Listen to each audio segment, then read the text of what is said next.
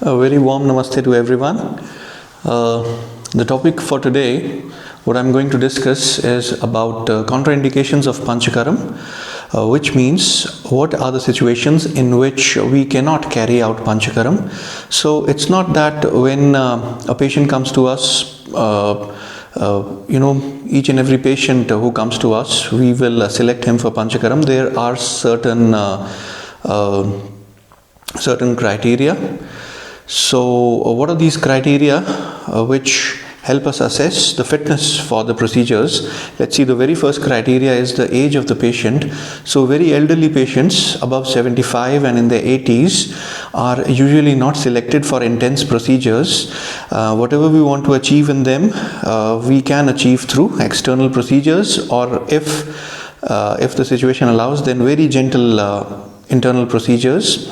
Otherwise, the intense cleanses usually are demanding and they require a level of strength and energy in the patient. Hence, elderly will not be fit mostly for this intense cleanse.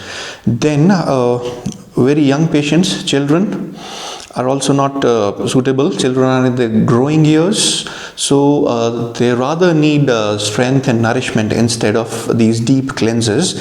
Anyhow, they are not carrying any much toxins like the older patients. So if a child comes again, we can achieve whatever results through external procedures, and sometimes enema, the nourishing enemas, the oil enemas can be carried out.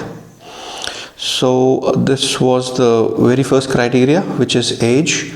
The second criteria would be the strength of the person. So even in young patients, we will look at the strength. Again, the process is demanding. So there has to be a level of strength. How is strength assessed? It's assessed in Ayurveda. The strength is assessed through the ability to physical exercise. How much physically active the patient is. So there has to be a level of physical fitness, a level of strength.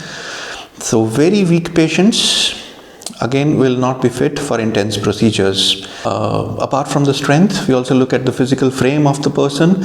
So very lean and thin, so they are selected for weight gaining procedures, any external procedures which cause weight gain, and nourishing diets or very nourishing enemas, but the intense cleanses are not carried out. So physical frame.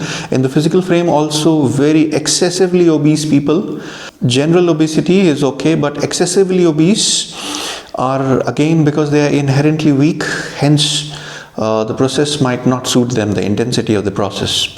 The next criteria would be acute illness. If let's say the patient is bedridden, he's acutely sick, which means that he is sick right now, then we will not carry out the intense procedures. Of course, these procedures are done on chronically ill patients who have had the disease for long, and they are carrying the disease, but there is not an acute flare-up of the disease right now. Then the procedures will be done. Let's say if somebody is down with fever, with bacterial viral infections, respiratory infections, coughs and colds, we will wait for this to be over, the episode of sickness, or give some herbs. And once the sickness is gone and they are again feeling normal strength levels, then the process will be carried out. So this was about sickness and infection, and then the gut has to be functioning almost at an optimum level, because what happens is these cleanses, the gut is the main focus. Let's say the very first process will be drinking ghee. So where will the ghee go? Ghee will go into the medicated ghee will go into the gut. So it has to be digested. So if digestion is not proper, then we are in fact adding a load to the system. Then if the person is already having vomitings or he's running diarrhea, then again we will give some herbs and treat these conditions. So many a time the gut conditions are treated with these cleanses. Let's say in the IBS, irritable bowel syndrome, and ulcerative colitis, these are of course well treated with these cleanses and intense cleanses like Virechana and basti can be carried out, but again in more chronic conditions. It's not that in an ulcerative colitis the ulcers are flared up and there is strong pain and bleeding. Then we will wait for this phase to be over and then carry out the cleanse.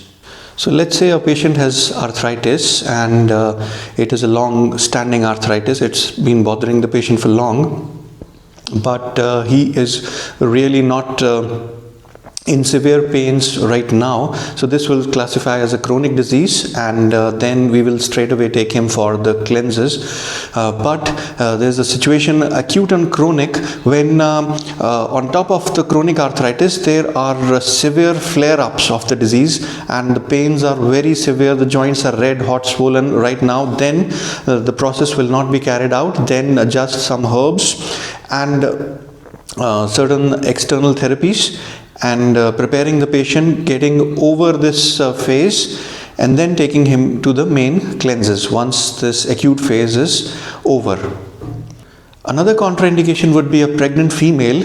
So it's only after the 8th month we are able to carry out the enema, basti treatment, that to the oil nourishing enema, and before that no other process is carried, no other cleanses are carried out. For obvious reasons, pregnancy is a time for nurturing, nourishing the baby, and not for a time for cleanses.